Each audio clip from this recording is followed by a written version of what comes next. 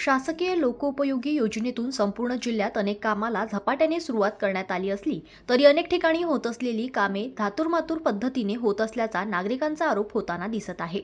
अशातच वरुड तालुक्यातील फतेपूर येथे सुरू असलेल्या अटल भूजल योजनेच्या कामावर वरिष्ठांचे लक्ष नसल्याने कामात भ्रष्टाचार होत असल्याचा आरोप फतेपूर गट ग्रामपंचायतचे सदस्य प्रफुल्ल निंभोरकर यांनी केला आहे। त्याचप्रमाणे करोडो रुपये निधी खर्च करून बांधण्यात येणाऱ्या बंधाऱ्याचे काम देखील निकृष्ट दर्जाचे होत असल्याचा आरोप प्रफुल्ल निंभोरकर यांनी केला आहे। संपूर्ण जिल्ह्यामध्ये अटल भूजल कामामध्ये खूप मोठ्या प्रमाणात भ्रष्टाचार आहे। ते रिचार्ज शाप 100 फुटाच्या वर व्हायला पाहिजे, पण 100 फुटच झालेले आहे। एकूण 10 रिचार्ज मारलेले आहे आणि खूप मोठा भ्रष्टाचार या कामामध्ये होत आहे। हे नाला खोलीकरणचं काम दिसत आहे, या बाबतीत काय सांगू शकता? या नाला खोलीकरणचं काम आहे।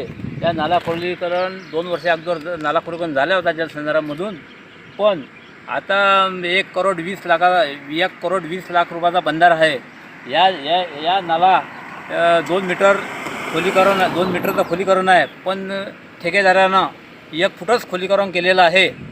सदर्व अजून या बंधारामध्ये पाणी अजिबात टाकत नाही। एकच दिवस आजपर्यंत या बंधारामध्ये पाणी नाही आहे आणि जे इस्टिमेटनुसार 20% जे ड्रस वापरायला पाहिजे तो 60% ड्रस वापरत आहे। आजपर्यंत या कामामध्ये खूप मोठा भ्रष्टाचार होत आहे।